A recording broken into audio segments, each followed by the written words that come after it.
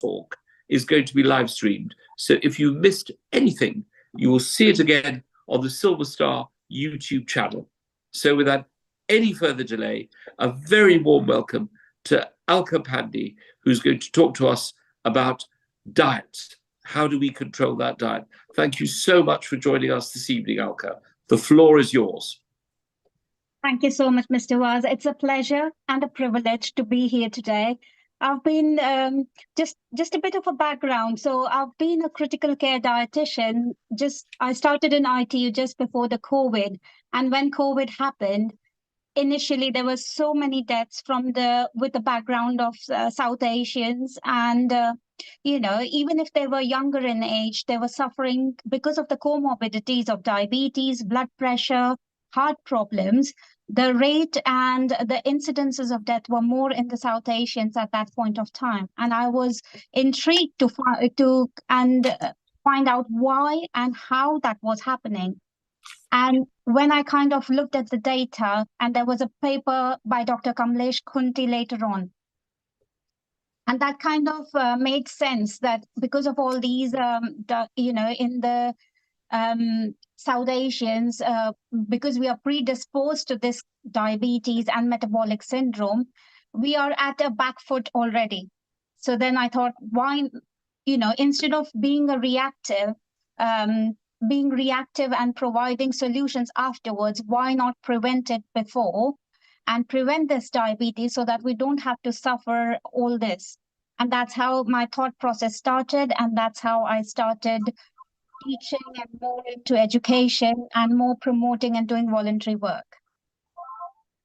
So that's my slide over there today. So just to introduce myself, I'm Alka Pandey. I'm a NHS working dietitian. I'm a diabetes specialist dietitian and a critical care dietitian. My special interests are diabetes, so preventing pre-diabetes, type 2 diabetes, and working with the type 1 diabetics to make their glucose control better. Next slide, please. Thank you. So, understanding the problem, we know that, it is a problem. And just to give you a bit of statistics on there, South Asians are at higher risk. We know that now. The likelihood of developing type 2 is reported to be like 6 times more higher in South Asian as compared to Europeans.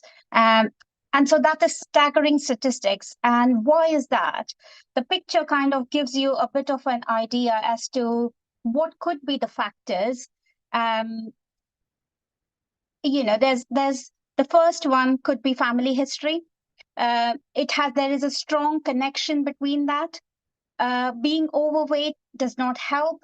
Even if we are a lower BMI, we are still more susceptible to having diabetes as compared to the Europeans. Sedentary lifestyle activity. It has been generally seen that South Asians tend to be, the scenario is changing now, but traditionally we are more kind of not wanting to engage in activity, sporting activity. After 60, they say, oh, I'm retired. I don't want to do any activity. Now I'm going to relax. I've worked hard all my life. So that kind of happens, and eating habits doesn't help. So our diets are mainly carb-based. We are having a lot of carbs, a lot of fat. In that too, we are having a lot of saturated fat, so that doesn't help. There's a lot of sugar and carbs consumption. So that kind of predisposes us to factors relating to diabetes and causing diabetes. So it's like we are building up, and we don't know when we'll tip over. And just to give you a perspective, that type 2 diabetes is happening now even in children. And type 1 diabetes is which we thought was a diabetes of young children, is now happening in elderly people also. So it's not, it used to be like a surprise, but not anymore. And hence all this push and to change the perspectives, to bring about changes. Thank you. Next one, please.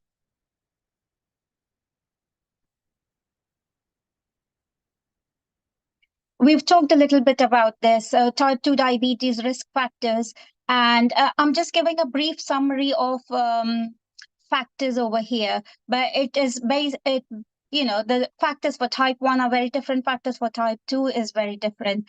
The good thing is type 2, if you're diagnosed now, until up to, even if you're diagnosed like 5 years into the diagnosis, 5 to 6 years, you can still make your type 2 diabetes go into remission, which hasn't happened before. And that is a very good research trial. You must have, if not, please Google up Direct Trial, which was done in Cambridge, and it's by Dr. Roy Taylor, and it's a brilliant piece of work. So, in risk factors, like we talked earlier, less of activity, we are more, taking it the easier way, smoking, having a diet more in sugars and carbohydrates sometimes pushes us into this diagnosis. Next one, please. Okay, so there are many factors which you can which we've seen, but there are some factors that you can't fix. Like, if I've got a family history, I can't change my family or the genetics, so that is going to be there. If like age, they used to say type 2 diabetes is like 40 and above if you get diagnosed as type 2. That's not anymore. If you have the traditional classic symptoms of diabetes, please do go and get it checked. Please don't think that he's too young to have diabetes or he's too old to have diabetes, he or she. I'm not gender specific, he or she, whoever it can be. So please just keep an eye on that. So factors we can't fix is like pregnant lady getting diabetes, that can't be helped sometimes. High risk ethnic background, that's like us, from the South Asian, African, Mediterranean kind of background. Other medical conditions which predisposes us, like we know recently, when COVID happened, many people, and I have seen it in my center itself, the number of people who were diagnosed with diabetes just tripled. The number of the diabetes diagnosis, newly diagnosed diabetes, we used to get in a year. Now we were getting it in 3 months, and that was amazing. So, let's forget the doom side of it. What can we do to improve it, which is what we are here for today? We can improve on our weight, we can improve on our activity, we can take care of our health by lowering our blood sugars, blood pressure, and making our cholesterol numbers better. If we are doing this, then we are helping ourselves ward off the diabetes for many, many years. Next one, please. So I thought, we've got such a small time. So rather than explaining things and doing stuff, I'll give you 10 tips to manage diabetes over the festive season. And we can cover more things in the Q&A session. So 10 things to manage diabetes. We've just gone past Diwali, so I'm sure people must have had lots of mithais, from the South Asian background. You must have had lots of mithais and stuff. So that's fine. What is done is done. The mantra is now get up and get going. So exercise. There is no day off. Earlier, we used to advise that 30 minutes of activity 5 times a week is kind of recommended. Now, I would like to go for a bit further and say that 30 minutes of exercise in some form. I'm not saying you need to go to the gym every day. It can be any form of activity, whether it's gardening, whether it's involving any sports activity, whether it's, vacuuming, going up and down the stairs, anything is fine, but just include some form of activity in some form, 30 minutes every day. Keep an eye on portion sizes. We all know what is good and bad for us. We all know. When I go to friends and family, they will say, don't look at me, I'm being naughty. I'm eating this, I'm being naughty. So, people know what is right and wrong, but it's just sometimes you need that, you need someone to tell you. So keep an eye on your portion sizes. Be mindful of your overall portion sizes of your food. And if you're trying to lose weight, then you may need to adjust some things. Go see your healthcare professional. Go see a dietitian in the NHS if you're worried about your health. They will be most either through your GP surgeries or your hospital diabetes team, and they'll be most happy to help. Next one, please.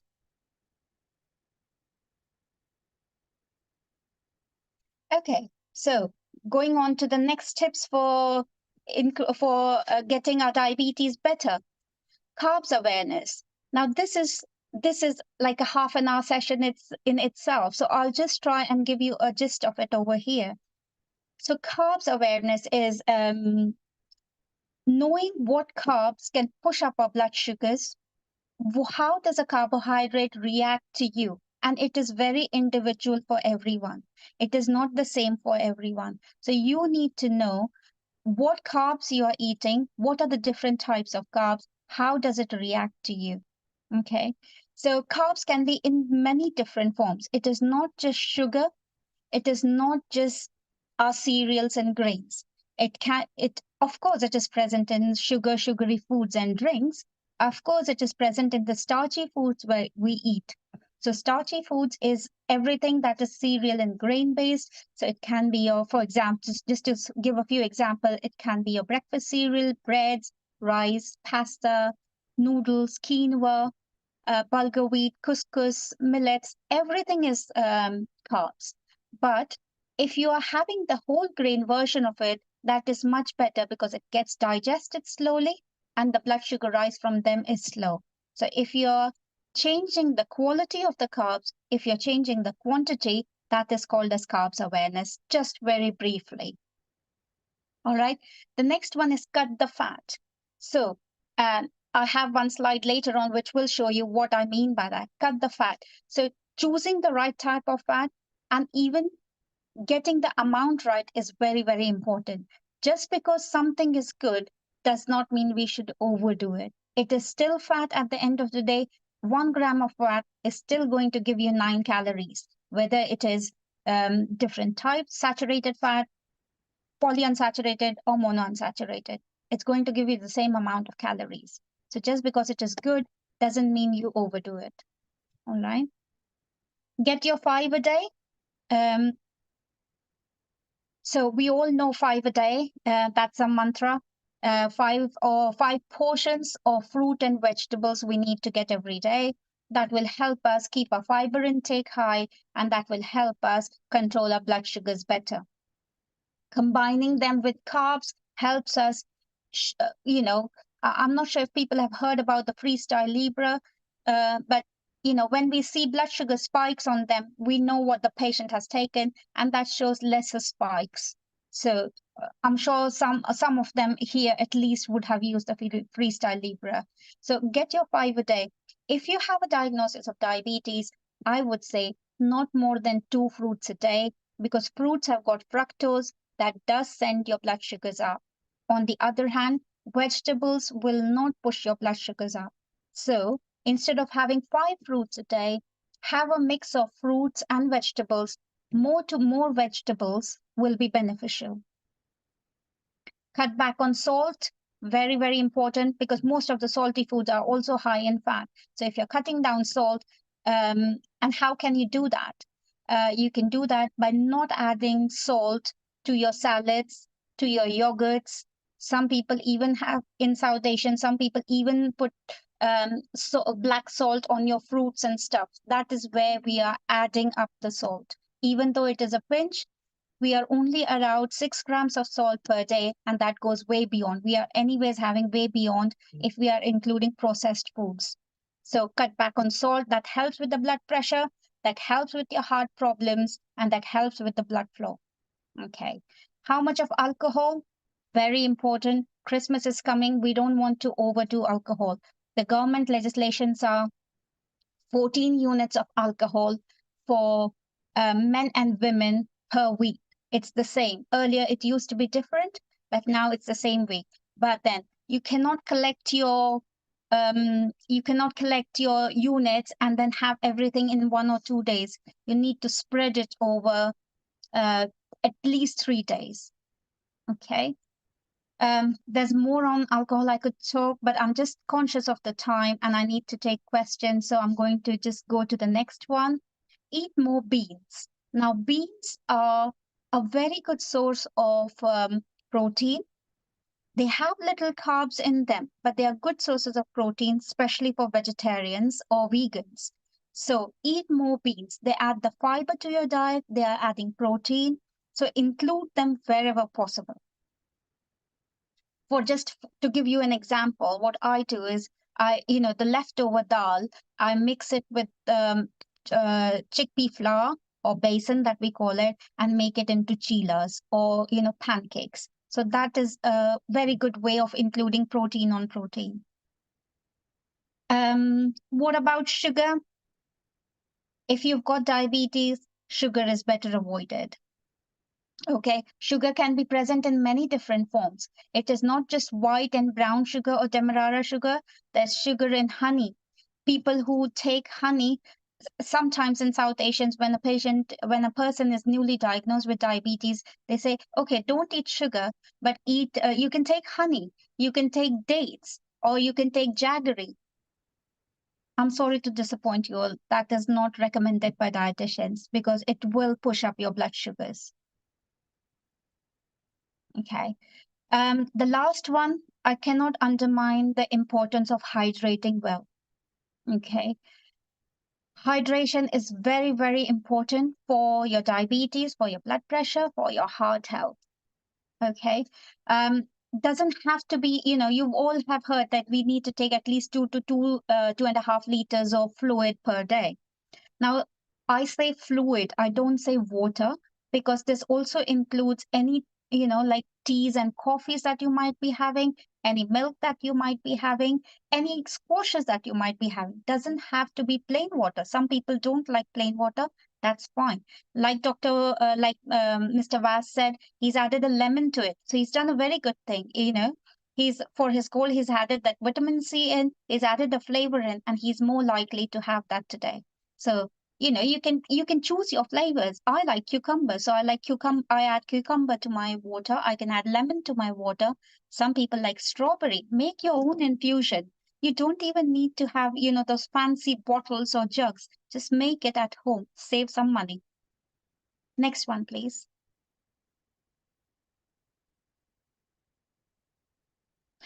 Just to give you a few examples of these are the carbs that we have in our diet.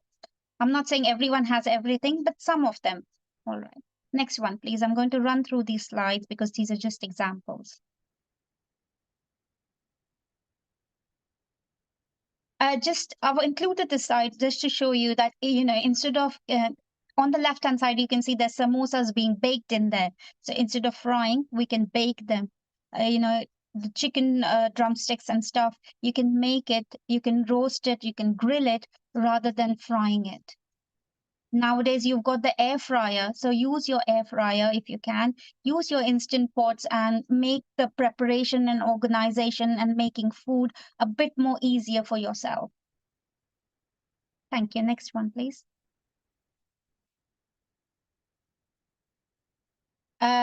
Yes, fruits and vegetables, yes. And the next one, some people are going to hate me today. So there's all these processed snacks that are very kind of liked by us South Asians: samosas, fries, bhajiyas, rusks, biscuits, like mixes and stuff like Bombay mix or those kind of namkeens that we'd say. So that's the one. As much less as we can is we are doing ourselves a favor. I'm not saying not to have completely, but it depends, and it is very difficult for me to explain right now because everyone's advice is so tailored. But the less we have of this, better it is for us. Next one, please. Yes to fruits. Next one, please. Vegetables. Yes, yes, and yes. Next one, please. And it doesn't have to be vegetables. You can have it in the form of salads. You can have it in the form of a stir-fried vegetable. You can have it in the form of a curry, which is made in less of oil. Yes, right slide at the right moment. So when I say less of oil, do not pour the oil. Use measured quantities of, measured so that you know how much you are using, and that will help you. The other thing you can do is using, methods of cooking methods that will preserve the vitamins and minerals in the vegetables, like steaming or boiling or that kind of stuff. And don't throw away the water. That water kind of sometimes collects all the vitamins. So don't throw away that water. Use it to make a dough, or add it to your curries, and changing the consistency. Thank you. Next one, please. You can have sweeteners, that's not a problem, but don't go in for the pure sugars. Next one, please. Salt, that's just to show how much salt we should be taking. So 1 teaspoon of salt is 5 grams. So 5 to 6 grams is what is recommended for per person salt. So just think of if you're having processed foods, you're going well beyond that anyways. So try and cut it down as much as possible. Do not pour your salt. Remove that table salt from your table salt shaker from your dining table. Once it is not there, you will automatically reduce your salt intake. Next one, please. Take your medications on time. It is very, very necessary. Now, if diabetes has happened, doctor has prescribed you medication, take it very regularly as prescribed. If the doctor says you got to take it half an hour before, please make sure that you take half an hour before, because one of the most common mistakes is, if it is to be taken half an hour before, people are taking it with meals. It doesn't work and your blood sugars are still high. It's not that the medication isn't working. It's just not ready to catch that blood sugar spike when you're eating. And that is why there is a reason why the doctor says take so much time before or later or with your meal. So whatever is said to you, just do it accordingly. And as I said in the front, at the start, there's no respite from exercise in some form. It can be dancing. If you enjoy dancing, just do dancing. That's activity. Thank you. Thank you very much, Alka, for that very, very good presentation.